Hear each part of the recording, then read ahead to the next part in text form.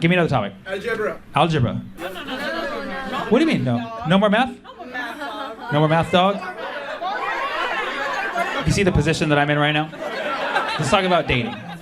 I am asexual, which means I only have sex with Canadians. And there was a period of time where I did identify as asexual, which means I wasn't that interested in sex. And then a friend told me, you know, you're part of the LGBTQA community. I was like, oh, I didn't know I was annexed.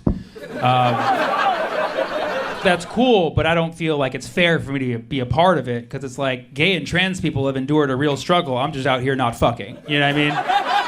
So I thought I should make my own community that's like a little more inclusive. So we would have asexuals, but gay and lesbian people are welcome for sure. You can join the community too. We just can't be in yours. That's how it would work. And then also ecosexuals. You know what ecosexuals are? Ecosexuals are people who have sex, but it's good for the environment. You know? Like using bamboo condoms or cruelty-free coming, you know, cruelty-free orgasming. Ecosexual, it's a real thing. You can look it up. I did make it up right now. But it should be a thing. Sorry, bisexual, you're welcome as well, of course. Can't forget bisexual. And then just like we have asexual, we should also have really sexual. You know what I mean? Right? Because there's people who are just like very, really sexual. And you should be in this community too, if you're really sexual, right? Then we should also have agnosexual. Agnosexual is like agnostic, but for sexuality. Like, I can't prove that sexuality exists. I don't know if it exists. I can't prove I'm horny. I don't know if I'm horny. What is horny? I can't prove that horniness exists. I don't know if I am horny or not. What's going on? So yeah, that would be my community. Just to recap, that's asexual, lesbian, gay, ecosexual, bisexual, really sexual, and agnosexual. Why? Because it spells algebra.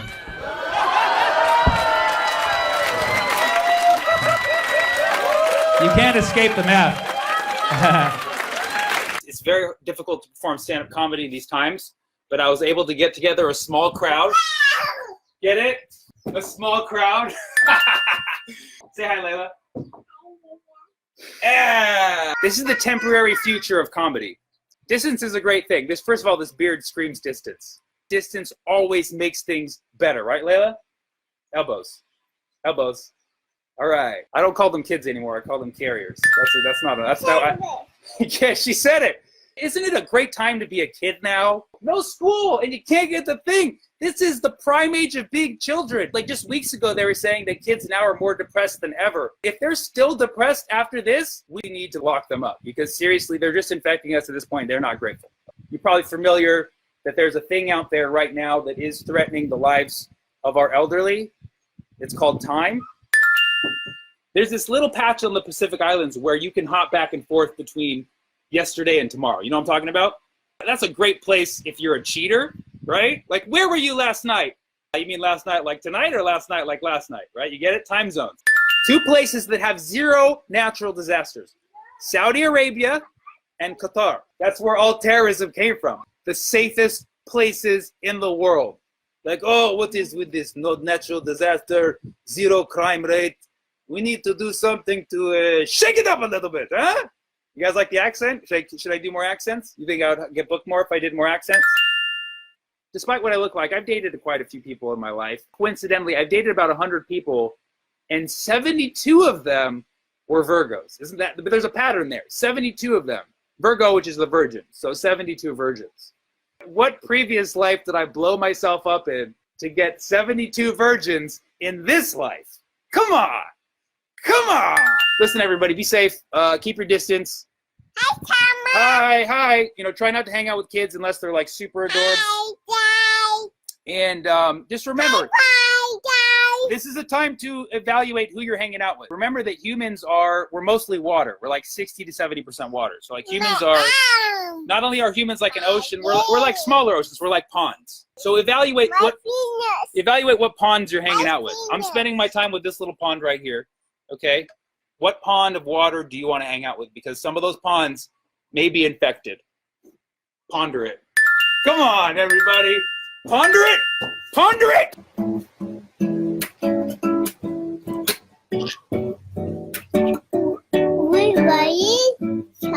Social distance.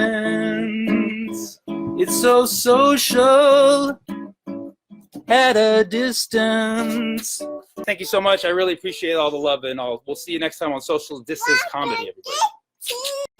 So I got dumped at the Ren Fair by a guy who looked kind of like Kenny G, but my heart was broken for way too long. And every once in a while, I'd drive past his house at night. I never got caught, but I didn't feel good about myself doing it. And one night, I thought I gotta lift my spirits. I'm gonna go to the record store before it closes and buy some gangster rap. And on my way there, coming down through the residential area, I saw a figure in the road. Long purple wizard robe, purple shoes, white hair, and I realized it was an old woman with a walker, and I thought, what is she doing? Taking in her trash this late? And I felt bad about myself, so I thought, I'll help another human being. That'll fix it. So I pulled over and asked if she needed anything, and she said she was walking home. This late! I was like, you want a ride? So she hopped in the old car. I loaded her walker in the back, and I asked, where do you live? She said she couldn't quite remember, but I was like, hand over your wallet. And she did, and got her address on her ID card and drove her 4 miles across town to her house. And we got there and there was an apartment for rent in her complex, and I was like, what if I rent this and me and Cecile become best friends? On the way down, she asked me if I was married. I said no, and she was like, don't bother, men are trash. And I was like, I love her. Anyway, no keys in her purple purse. We were keyless, so I had to knock on our manager's door. I was like, hey, Cecile locked herself out. He was shirtless with just a towel around his waist. He seemed like we interrupted him, quite frankly. And he said, she's back? This is the second time since we moved her out. And at that moment I realized that was not where Cecile lived after all. She had a letter in her purple purse with a forwarding label to an old folks home, just about a block from where I picked her up. Called the old folks home. Sure enough, they were missing a Cecile. I said I could drive her back. And they was like, no, you've kidnapped her. So they had to call the LAPD. They loaded Cecile in the back of a squad car, but before they closed the door, she said she was turning 83 the next week. She invited me to her birthday party, and they closed it. We high-fived through the window. They went off into the night. And I went to her birthday party, and I went and kicked it with Cecile a few times after that, but I never drove past that dude's house again. Cecile's probably dead now, but I loved her. I do too. She was cool. I'm Arabic and I'm Italian, which is Roman. So I'm Arabic and Roman, so I'm all numerals. I am all numbers. Oh yeah, Bernie Sanders fighting the 1%, and yet Bernie Sanders is the 1%. He's like a suicide bomber for 1%ers. He's like a jihadi where you spell the I's with ones. Hey, that's your people. Hey. Make an Arab joke. I don't make an Arab joke. No, I don't. That's like setting my people back. I'm an American millennial who grew up who saw 9/11. Everybody who saw it remembers where they were when they saw it. It was a terrifying moment. I will never forget when I first learned about 9/11. It was September 5th, 2001. And I was in a cave in Pakistan. And I was like, no guys, this is a bad idea. This is not good. I'm gonna leave this cave. And I did leave that cave. And I left that cave and I came straight to America, okay? And I got in very easily, believe me, because this was before 9/11. But I got in and I called the Pentagon. I alerted them. I said, you guys need to know about this shit. And they're like, we already know, it's an inside job. And I was like, all right, well, I tried my best. And I'll never take my freedom for granted. But basically what I'm saying is never forget September 5th. So, thanks so much. I'm Sammy Obeid. You guys are awesome.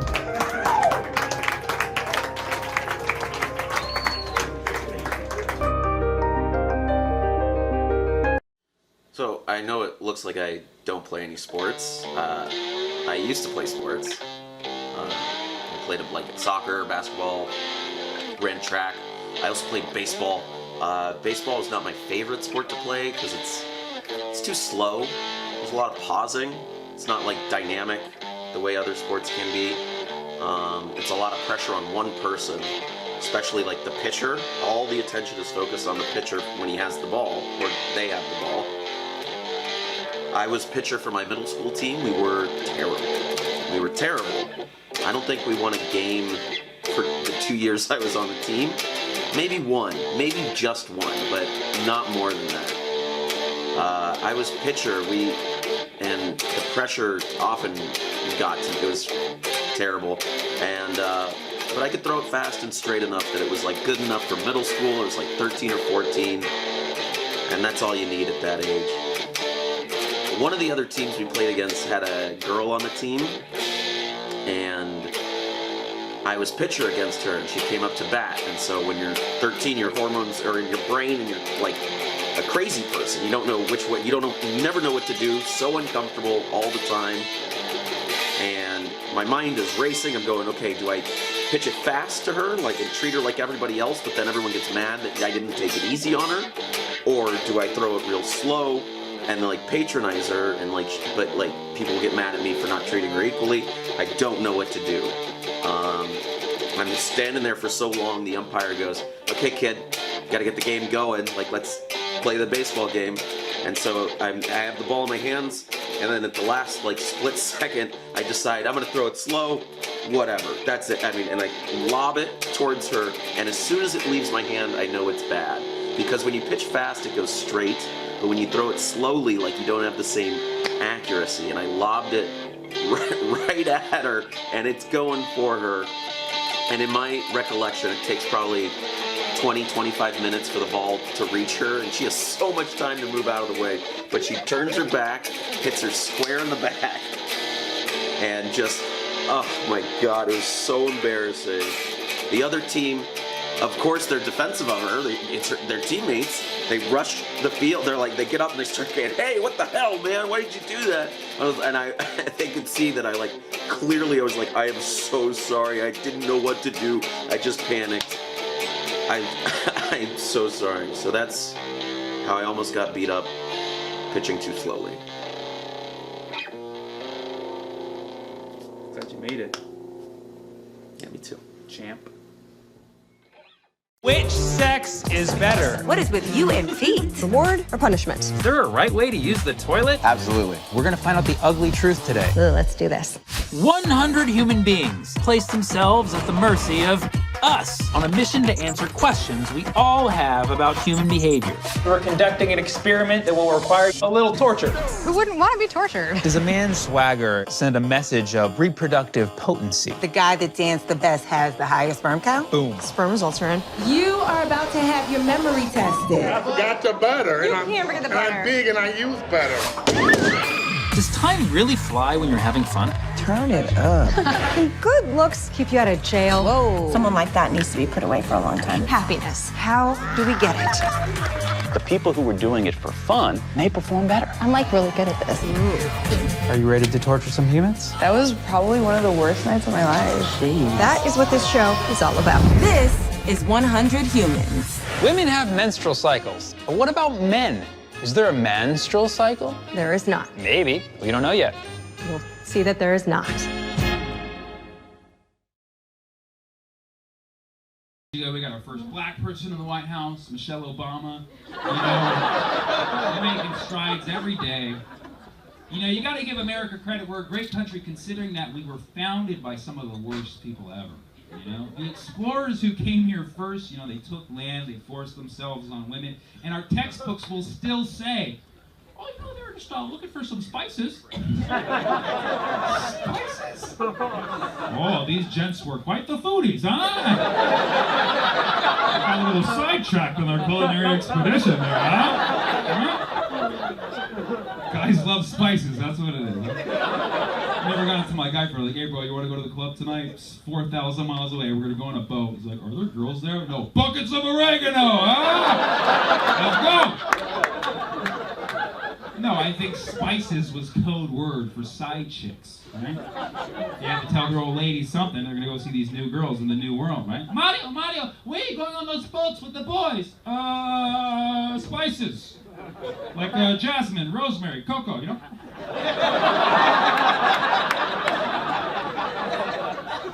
Think about it. Spices are the classic side chick name. We got pepper, ginger, cinnamon. Those are stripper names. Those are stripper names.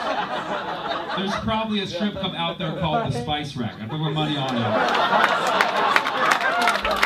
I can imagine the whole marketing plan. Come on down to the Spice Rack tonight. We got dancing cayenne. We got paprika the friga. It's the holiday season. Come see Pumpkin Pie Spice. Take off her cloves, everybody. Oh, yeah. We got white pepper. We got black pepper. We got red pepper, but she always flakes. We got Coriander, who used to be known as cilantro before she got all dried up. And then we got a young mother. This mother looks so young every time the bouncer has to cardamom. Oh, yeah. Tara used to work here, but now Tara gone. But come on down to our dungeon. We got sage in a cage. We got fennel in a kennel. You can find our mail strip of peppercorn on grinder. The spice rack, a gentleman's club for the pungents, if you know what I mean. So come on down. You'll be busting a nutmeg. You'll be cumin in your pants from parsley, sage, rosemary, and sorry guys, I put too much time into this.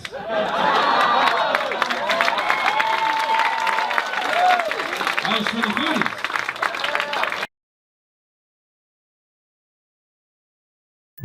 Hey, I'm Sammy Obeid, and this is Figure Blast, the show with no political agenda, just numbers and fun. Now, if you're a hard-working American, Like myself, and you pay all of your taxes like my accountant Jeff, you've probably asked yourself this very simple question. How long do I need to live in order to break even on my Social Security payments so that I can know when to die and not lose money off the American government? Yeah? Never asked it? Okay, for those of you still living in the Great Depression, Social Security is a loan to your future self, where Uncle Sam holds the money just in case you die, in which case he keeps it and spends it on roads, postal workers, and wars. Super casual. So if you know your yearly income and your retirement age, you can calculate this on your own, but why would you do that when you have me? So the average American works about 40 years in their life. Ugh, can you imagine? And pays about $3,000 a year in Social Security taxes. Yikes. Which over your lifetime is $120,000. The price of 7 used Honda Civics. Or a house in Little Rock, Arkansas. Or 7 houses if you live in a Honda Civic, like I do, temporarily. It's LX, thanks Dad. Currently, the median age of retirement is 62, which is also my upper limit on Bumble. And the average Social Security benefit pays $1,461 a month, which is about $17.5K a year, a salaried El Pollo Loco, which if you've never been, it's like Los Pollos Hermanos, but with more drugs. So how many years of making $17.5K will add up to your $120K? Or basically, how many years do you have to work at El Pollo Loco to afford 7 used Honda Civics? Which is the world's saddest word problem. Is everyone still following? Or is this show too divisive? About 7 years is what it takes to break even on Social Security paychecks. So if you retire at 62, the magic age you have to live to is... 69 is the magic age, because once you've pleased the government pleases you. You can go ahead and buy the bumper sticker on my website. I live to 69. What? I'm promoting longevity. 69 is the year you break even, so you're still mildly in the red. You're in the pink. What? This show's called Figure Blast. Now, of course, if you live longer, you're making money. In fact, life expectancy in America is 78. Considering our obesity rates, let's go ahead and pat ourselves on the back fat. Breaking news, the average American collects Social Security checks for a sweet 16 years. It's like a second job where quitting is dying. At 17.5K a year, that's $280K. The price of 16.5 Honda Civics. Still used, don't get greedy. But since you spent $120K on the tax payments, your actual profit is $160,000, which you just made off the US government, you filthy leech. This is why people come to America. You get paid $160,000 just for being average. That's one expensive participation award. And for the record, I'm above average. Now, I know some of you data trolls out there are gonna be like, actually, retirement age is increasing, Social Security payments are going up, you didn't factor in the time value of money, who even knows what's gonna happen in this economy? To which I say, calm down. My calculations are an extrapolation of current data, nerd. If you want to solve for future amounts using different variables, go ahead and do it as a homework problem. Bet you won't, you lazy sack. Share this video and I'll make my point clear. According to the most current of data, you most likely have $160,000 waiting for you just for being you. If that doesn't make you smile, it's because you probably don't have teeth. $160,000, which you can use to finally pay off that college debt. You feel that? You just got figure blasted. Can you grab that? I borrowed that from someone. Where is he? I said, where the is my money, Sam?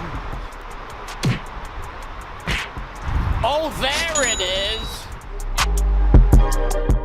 Did you know the moon, that one, did you know that it's You know what's slowly drifting away from Earth? I just learned that a few months ago. Yeah, the moon's leaving.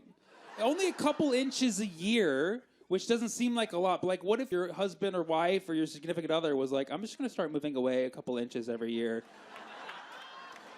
And then you're sleeping in separate beds and separate rooms. I guess that's all marriages. But anyways, it's kind of weird that the moon is leaving and that there's no news coverage of this. Of course, because it's important, you know?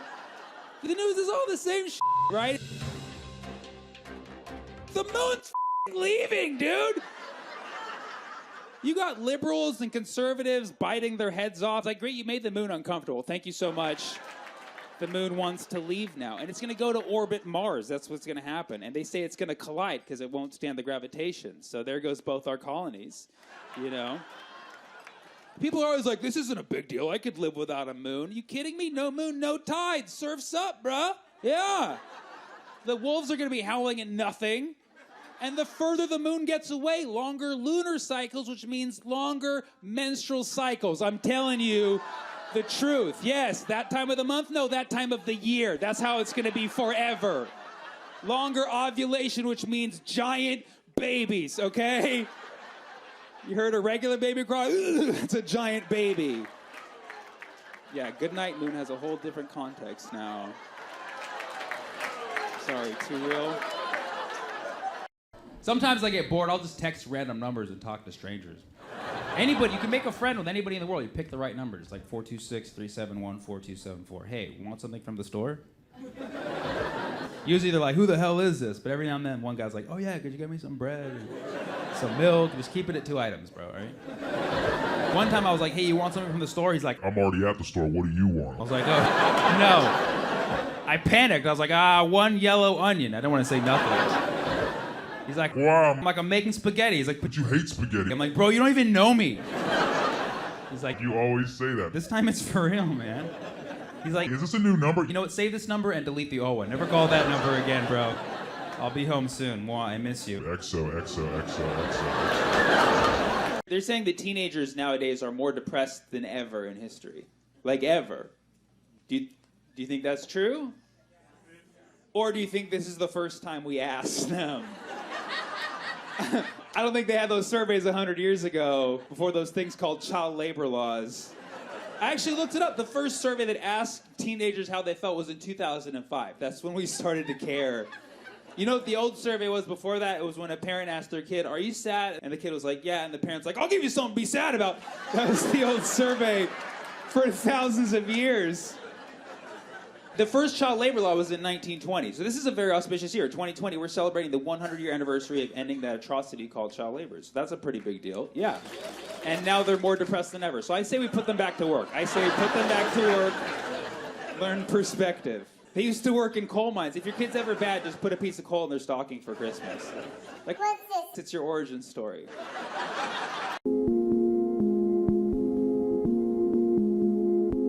What's up, y'all? This is Sammy Obeid, local Arab American, frequenter at the Jewish Community Center, lover of all religions. I put the Pal in Palestinian. Today, we're gonna get high and solve anti-Semitism. Unequivocally wrong. Unequivocally wrong. So we're smoking Silver Haze. It's a very hazy subject and we want to bring some clarity. Unequivocally wrong. Unequivocally wrong. I have a friend named Silverstein, so I'm smoking Super Silver Haze in his honor.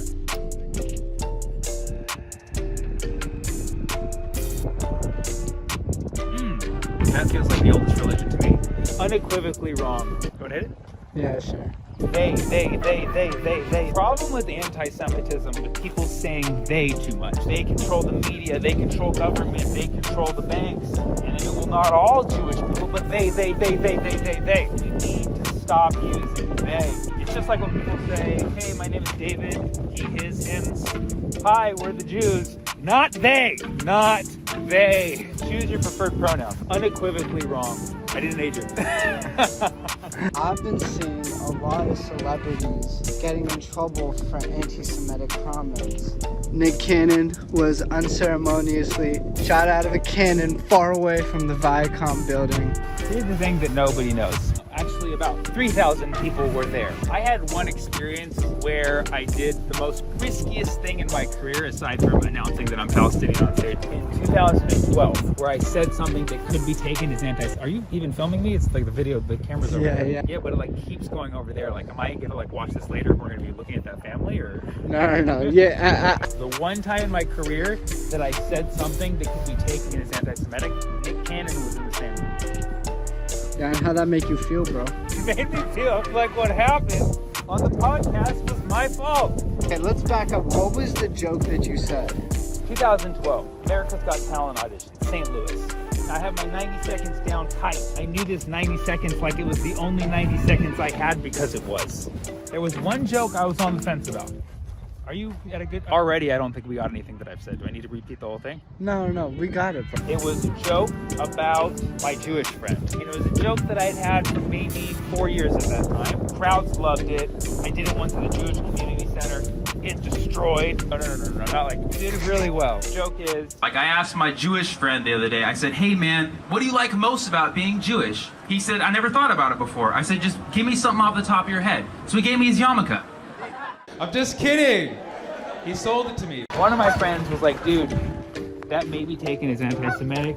And you know, your judges are Howard Stern, Howie Mandel, Sharon Osbourne, all three of which are Jewish. Right. And I'm like, that is a good point. My other friend, who's my roommate, Toby, who's Jewish, he was like, are you kidding me? Definitely do that joke. Jews love Jew jokes. Direct quote. Yeah. Right? So I'm like, oh, should I do it? Should I not do it? Should I do it? I don't know. Like, Howard Stern's got a great sense of humor, but like, what if he's, for some reason just feeling a little triggered that day?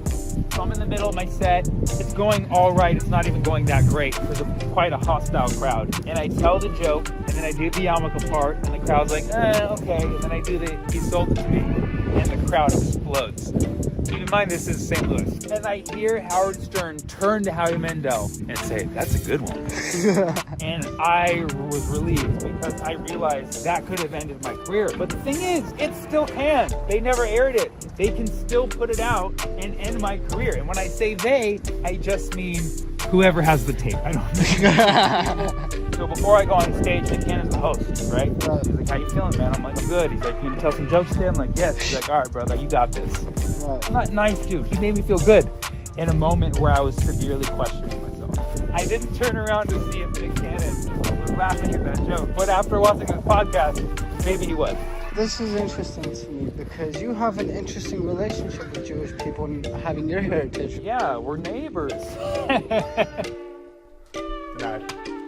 Religion and race was never a thing to me. I grew up in Berkeley, California. I had a friend of every race. It was a UN meeting at every birthday party. It's tough, man, because there's a lot of pain behind it. Like what Jewish people went through, and to be born Jewish, and shortly after being born, or shortly after they cut off your...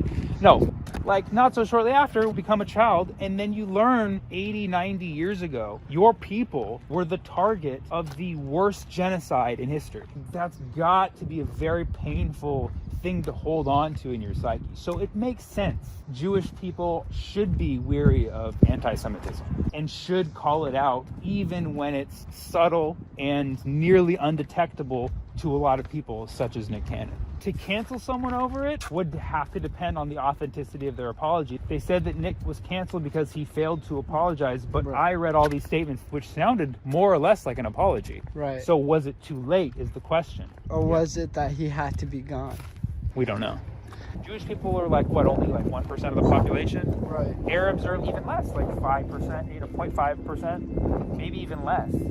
I do know a lot of Jewish comedian peers bonded with agents and managers over being Jewish. It makes sense. Right. If there's an Arab manager or agent, if there's an Arab casting director, and we go in there and we start sharing our favorite recipe for kanafi, we have a bond. Yeah.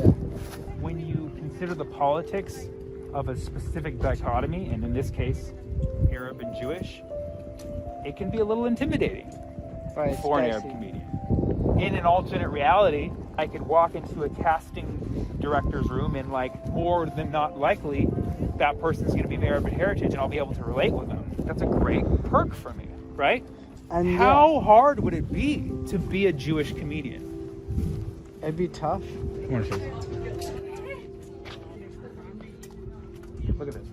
Fremont stands united against hate. Fremont, where I'm from, stand up, united. That means if they speak for me, I'm with it because I'm part of Fremont. Against hate.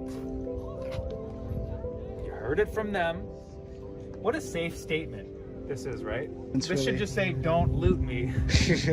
Oh shit. Pigeon on pigeon, man. Pigeon on pigeon violence. When it comes specifically to African American and Jewish relations, I don't feel like my voice matters other than just being like, hey, kind of observe this, no big deal. Right. Okay? The hip hop industry, sports, these are overwhelmingly dominated by African American talent. The African American talent is represented by managers and agents who are overwhelmingly Jewish. Right. And by overwhelmingly, I don't mean like, oh my God, it's too much for me. I mean, if you look at statistically, that's all. Yeah, a lot of it. Yes. So And, you have a lot of Jewish and black relations in the entertainment and sports industry. Right. What do you have when you have a lot of exposure? You have tension, you have drama, you have issues, Right. you have misunderstandings, you have faux pas. Right. Anti-Semitism sets back progress for the Palestinians. That's why I feel personally on a level that like I want to stop anti-Semitism so that Palestinians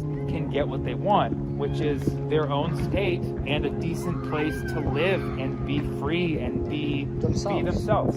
How do you see there being a solution? Reparations.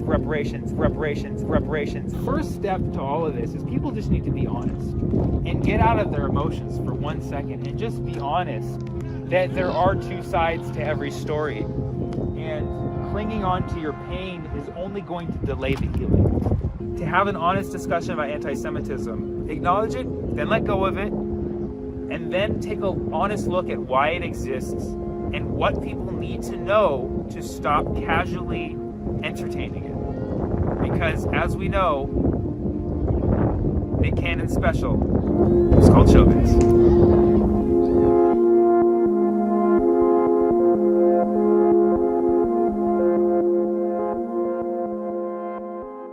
Sammy Obeid. Mysterious as the dark side of Hey! Yeah, I like that music, Maddie. Yeah, I thought you'd like that one. That was good, dude. Dramatic, man. Look at that. I didn't Yeah. fix my hair tonight, guys. How does this? Hell yeah. You guys are so sweet, man. This is great. This is great. I'm just going to do it a little wardrobe real quick. You know what I'm saying? Give myself bangs, dude. Look at this, man. Yeah. Yeah. Who want to bang this? Okay. Yes. Everybody take some shots. You know, get a little silly. This is great. Friday night. We got 82 people in the Zoom. Yeah. Yeah. And I am so happy to be here at my parents' house. Been this happy to be at my parents' house. I've never had this many people over to my parents' house. It's like the sleepover I always wanted in their basement. You know what I mean? So yeah, it's been a weird week, man. My car got broken into. Yeah, man. Yeah, criminal activity's on the rise, dude. You knew that shit was coming, and it came. They broke into my car. But here's the consolation. Most polite robbers ever. They laid out everything that they didn't take, like my wires and stuff. They even organized it. They're like, all right, here's your chargers, and here's your miscellaneous papers. Like my car was more organized than when I had it. It was actually pretty dope.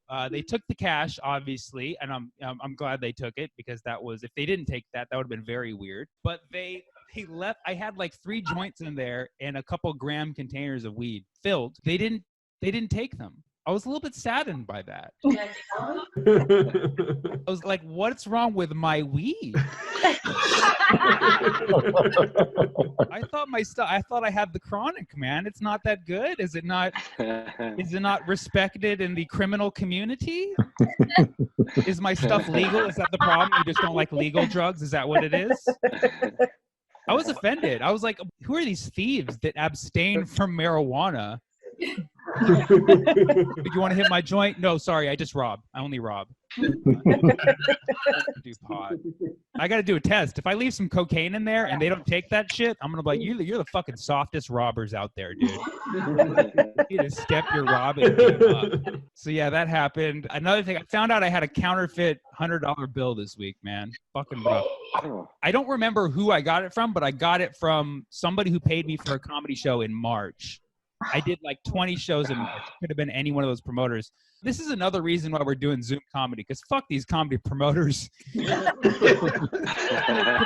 with counterfeit $100 bills. I don't even know who that was, but I don't even want to go back to comedy because of that bullshit. $100, man. It was so embarrassing. I took it and I found out because I went to an Indian restaurant to buy Indian food. And I paid with a $100 bill. And Indians, they know their money. Like, don't fucking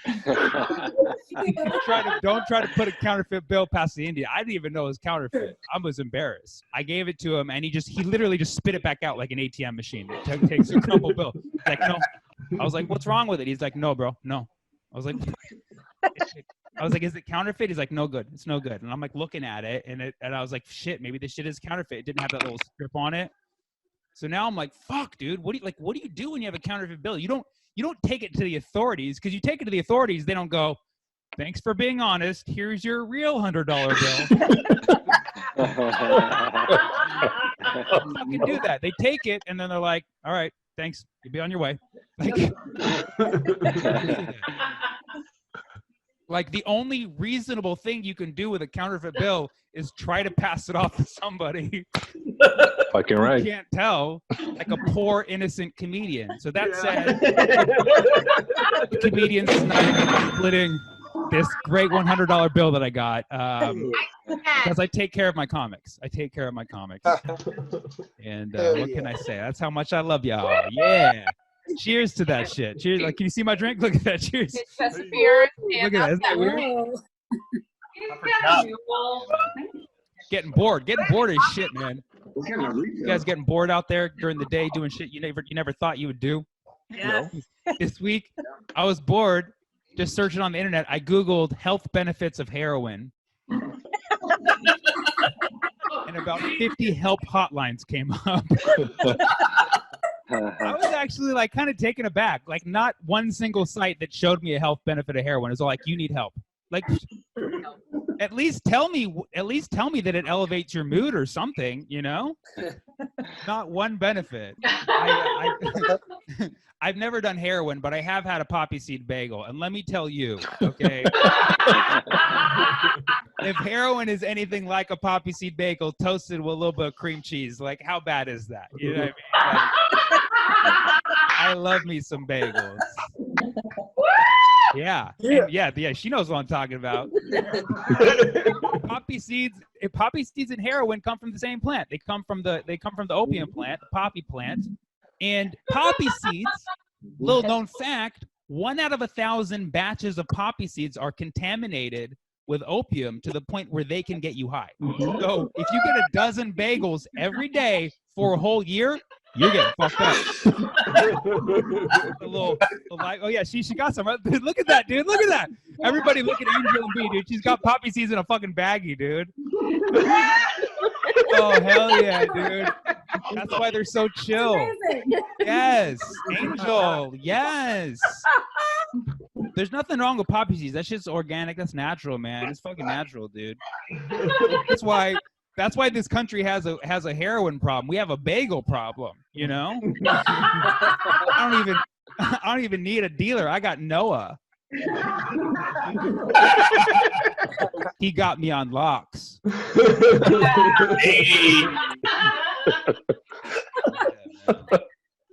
Oh, dude, oh my God. This is so fun, man. Zoom comedy's pretty fun, right? It's pretty fucking fun, dude. Yeah. I love going for walks nowadays because there's always that awkward interaction when you pass someone up and everybody has to kind of stand to the side. I love that interaction because I used to always do that. I used to always kind of like want to get away from people. Now I have a reason, you know? But I noticed there's two people. When you go on walks, there's two kinds of people. There's the kind of people who very politely make it seem like they're the one infected, so they want to protect you. Like, and then there's the people who treat you like you're the one who has the disease.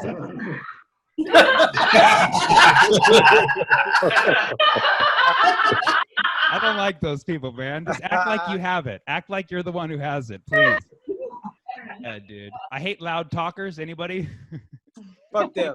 People who just talk too loud for no reason. Now listen, if you have something to say, great. But most people who talk loud do not have something to say. Right? There should be a law that prohibits loud talking if you're not saying some important shit. That's all I'm asking. That's all I'm asking. I always knew I hated loud talkers my whole life. And then this week, I read an article. The article said that loud talking actually can spread the virus faster. Yeah. Now I'm like, fuck you, motherfuckers. Shut up for our safety. I knew I hated loud talking. I remember like 3 months ago, February, I had the thought, like in middle of February, I was like, man, this is a bad month. I can't wait till next month. That was a thought I had in February. I was like, man, it sucks being able to see any friend you want. Being able to breathe the air directly into your mouth, not through a piece of cloth. Being able to get plane tickets to Vegas, wondering if it's going to be your last. Well, that's always how it is in Vegas. Vegas! Vegas! This year fucking ruined planes, dude. What a shitty year. This year ruined planes and helicopters. Shitty year. Dude. Hey, shitty year, man. Not me, it's the year. It's the year. That was fucked up. I know, but the year, man. 2020 fucked us up, man. Yeah. We're a positive people, right? We're all here positive, laughing, spreading love and laughter, right? Hell yeah, dude. Get fucked up. I heard some people doing dabs. Where were the dabbers at tonight? Where are dabbies? At dabbly dabblies. Smoke weed every day. Thank you so much. I'm running for president in 2036, and I am going to. Marijuana is legal, but I'm going to take it further and make it mandatory for everybody to try once. When you turn 18, if you haven't already, you have to try marijuana with your parents. Sesh, talk it out. Discover things. That's what marijuana is for. Listen, I understand marijuana is not for everybody. I respect that. I respect people who don't like marijuana. But your reason has to be legit. I hear reasons like, I don't smoke weed because it makes me depressed. That's not the weed. That's you, okay? You're already depressed about some shit. And the weed made you aware of that shit, and you don't like being aware of stuff that is there. That's some ignorant shit, man. Or people don't understand the strains, right? Like, how come when I smoke weed, it makes me lazy? That's because you smoked an indica strain and went on a jog, you moron. You're not supposed to do that. You gotta learn the sayings. Indica, couch, okay? Right? Indica, couch. Angel and B know what I'm talking about. Yeah. Right? Sativa, that's the one you can smoke at your job. I made a saying for that. Smoke sativa, you will achieve. That's right.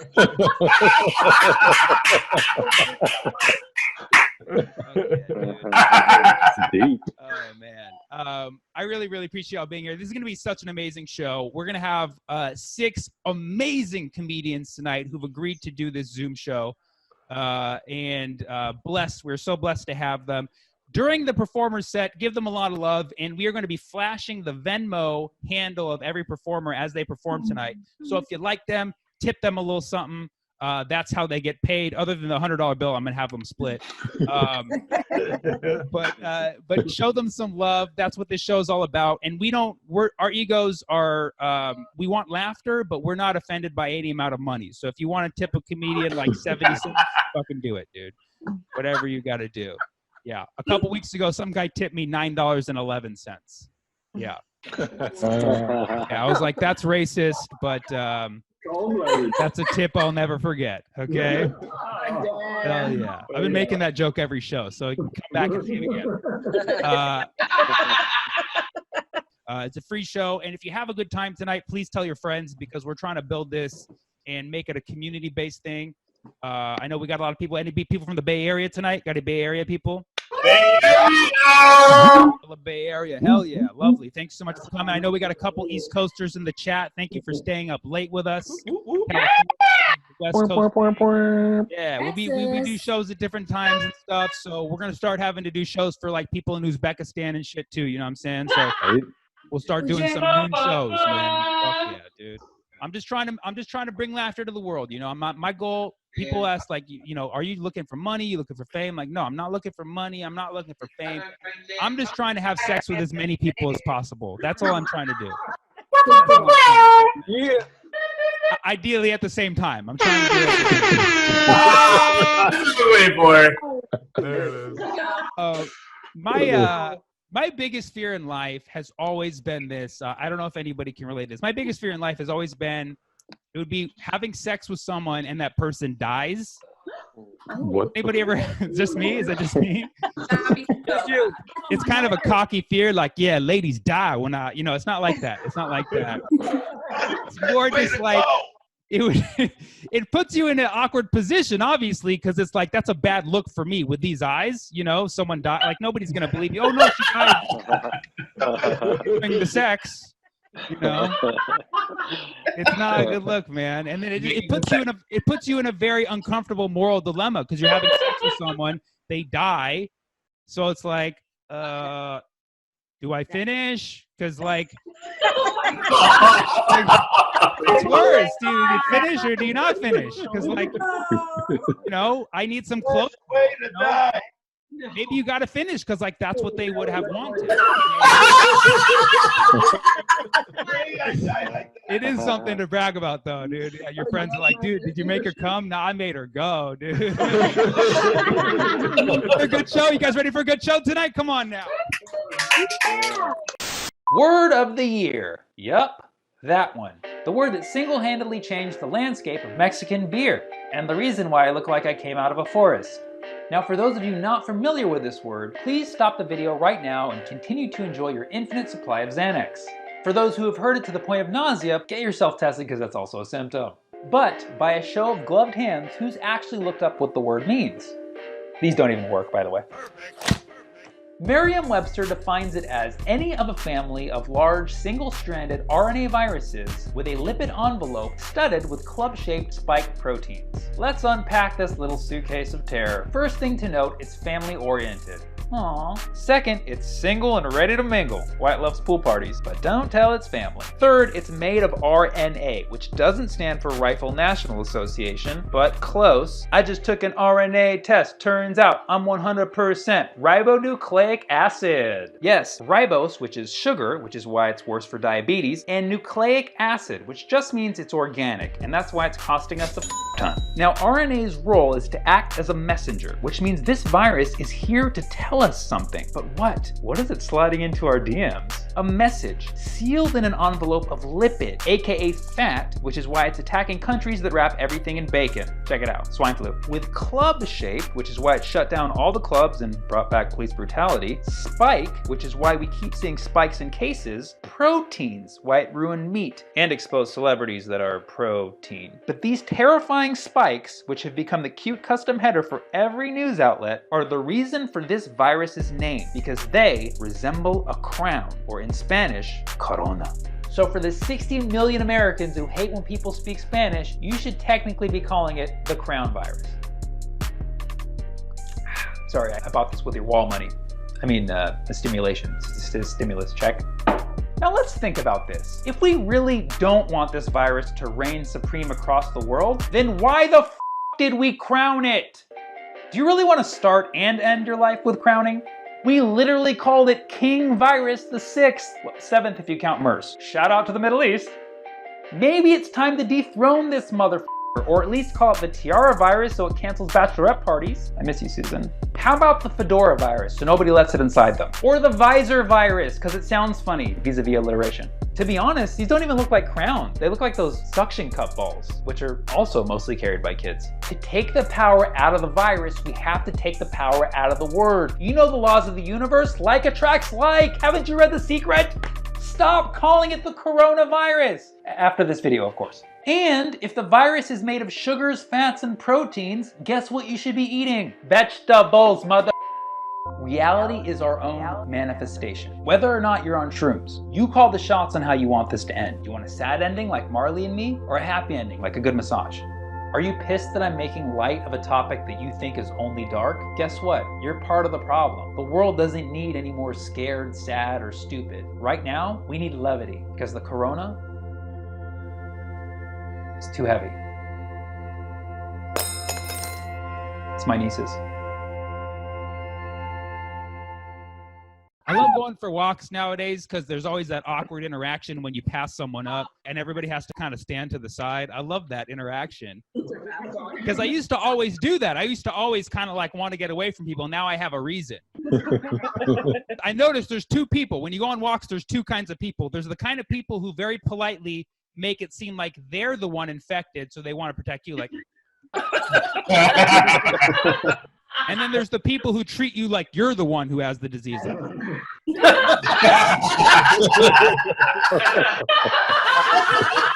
don't like those people, man. Just act like you have it.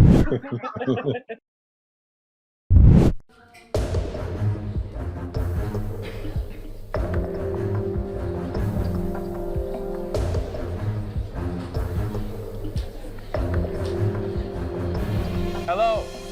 Thank you for being on time. That was a joke. Welcome to Foundations of Finance. What is finance? It's the management of money. You find some change on the ground, that's finance. You wash an old pair of pants and you find some money in there, that's finance. You want to just pronounce it however you like, I say finance, because it rhymes with Beyonce and she has a lot of money. There's this saying that money can't buy happiness. It is true, but at the same time, everything that makes you happy can be purchased with money. Name anything that makes you happy. Hanging out with friends, that normally costs money. Falling in love, that costs a lot of money. You have to go on some dates first before that happens. Nobody ever just fell in love just by sitting on a rock. But all I need to be happy is the kiss of my loved one. Well, your lover has nice lips because they use lip balm. That costs money. You guys are writing this down, right? There's going to be a test. If you believe that everyone who works in finance is evil, work in finance to change that. Unless you're evil, then stay away, definitely. So that said, are you ready to study finance? No, come on! Are you ready to study finance? Come on, this is finance! This is my class. Oh, cool. Please Very leave. nice to meet you. Study finance! It's the best thing you can ever do in your career! Come on!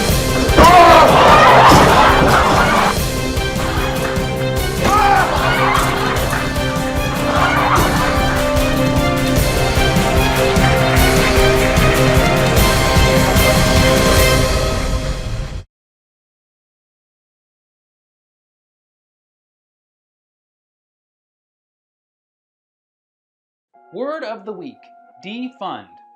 It's not in here, this is just a prop. Not to be mistaken with defund, which is also associated with the police in my videos. Defund, a powerful word that both the left and right and this guy agree on. But like most people who use it, I honestly don't know what it means. So let's define defund. You see what I did there? Okay, so Oxford Dictionary says that defund is to prevent from continuing to receive funds. A wordy way of saying, no funds for you. This is a confusing definition of defund. Please, D-word. I know you're thinking Oxford if privilege had a location. Now dictionary.com says defund is to withdraw financial support from. So naturally, we have to look up withdraw, which is to remove or take away something from a particular place or position. Slowly, Ruth withdrew her hand from his. Aw, Ruth, don't leave me, babe. Unless you're the police, then GTFO. Because defund, by most definitions, means to totally withdraw funds, which means no police for you. Yes, you, Natalie Portman. I'm gonna be honest, she looks like she needs some police. Of course, some do want to abolish the police, and I respect that, but their wrists are not as frail as mine. Sign looks really heavy. Meanwhile, many say that defund doesn't mean abolish, but it is saying no funds to cops. I don't think anyone's moving to LA to pursue their dream of being the man. Trust me, the savings run out, the dream gets abolished, just ask my former comedy career. I'm not criticizing the use of defund or the intention behind it. I understand it's the best word we have. That's the problem. If you have to use a word and constantly explain that it doesn't mean what it actually means, it's like the I'm not racist but guy. And he definitely is a but guy. Even Ben & Jerry's felt the urge to explain it. And of course, with no financial motivation whatsoever. Note how they didn't include free healthcare for pre-existing conditions such as obesity or diabetes. But check out their new flavor, Fudge the Police. It's all chocolate. The white chocolate's a minority. No blueberries. The harsh truth is that most Americans want some police. And laws are changed by democratic process. So while the statement makes a point, the target audience you need to convince is Wisconsin. And defund the police makes them their pants. They eat a lot of dairy. Of course, defund is still nicer than the other F you the police saying. Obviously, if you disagree, please light up the comments, even though I didn't do anything wrong other than define a word, but I need the attention. I'll go first. Duh. For the record, I'm for Black Lives Matter, I'm for police reform, and while I understand that defund gets the point across hard, just remember who you're up against.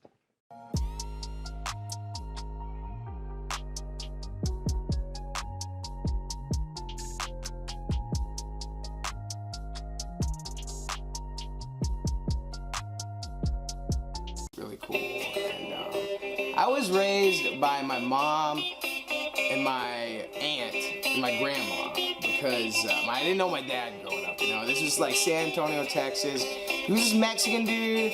I knew him like a little, but like not really. The last memory I have of him was I remember I went to this. We were supposed to meet at Burger King. And I went to Burger King. And he was supposed to meet me there, but Mom dropped me off, and he never showed up. And that sucked though. that just blew right there. But anyway, flash forward later in life. I'm in Dallas and I'm like, you know, I'm living out there. I moved around a lot. I had a lot of stepdads. So anyway, I was in Dallas and there was this thing, this is so stupid. It's called Donuts for Dad, which it was like the school would like have all the dads. Everyone's dad would come in for breakfast, and they also had muffins for Mom, and I was covered on muffins for Mom, because I know my mom, but Donuts for Dad was a mother for kids like me, and you know, I didn't know my dad. So it was a tough time, and I was also this friggin' fat kid. I remember I would pass out a lot, like I passed out on field day. I thought I was fast, I did the 50-yard dash, I signed up for it, and then I passed out, and it was just, it was bad.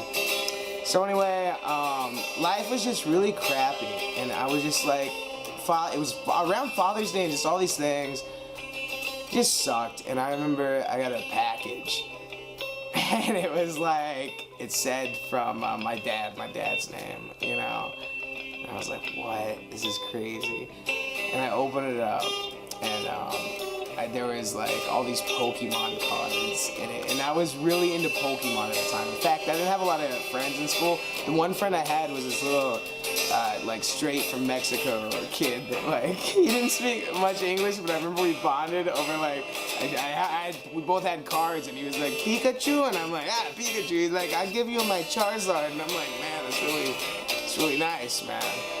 So I got this package with all these freaking Pokemon cards. There was this letter written like, hey, I just want you to know I love you. I'm out here. Hope you're good. Love, Dad. And I was like, this is awesome. It had all my favorite stuff. But obviously that was from my mom. And, you know, I think I figured that out a few years ago. I was like, how does this dude, some like, dude, San Antonio, Mexican, like, okay, I'm gonna find my son, send him some Pokemon cards, because maybe he's into that. So yeah, that was kind of crazy. Yeah, but yeah. So yeah. Moms are good, I guess, yeah. I think we can all agree.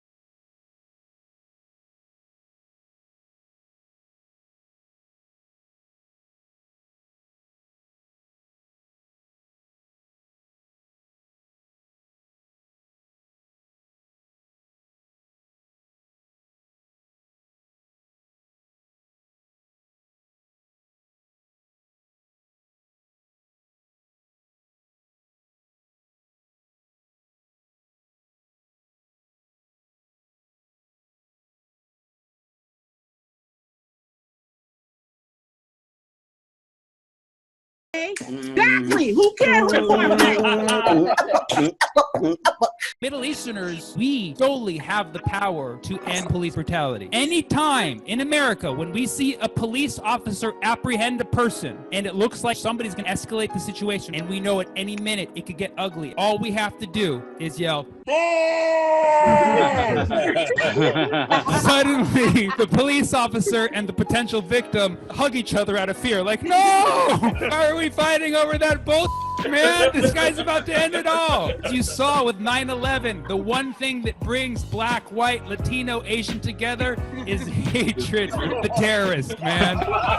And you're like, Sammy, but then they're just going to shoot you. Well, I didn't say it wasn't a jihad. That's what we do. It's a jihad. That's what I'm proposing, is a jihad for Black Lives Matter. Who's with me, guys? Who's with me?